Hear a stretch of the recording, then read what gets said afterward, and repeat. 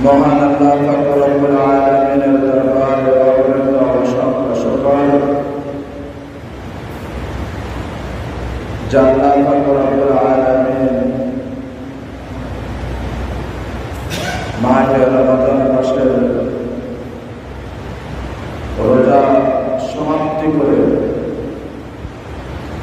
শাওয়াল মাসের প্রথম জুমায়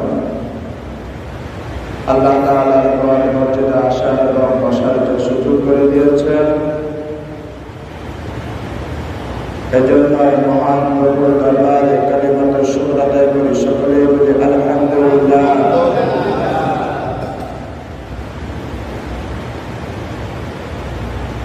আলোচনার শুরুতে একটা কথা জিজ্ঞেস করি, যে ব্যক্তি পরের বিধান মানে না,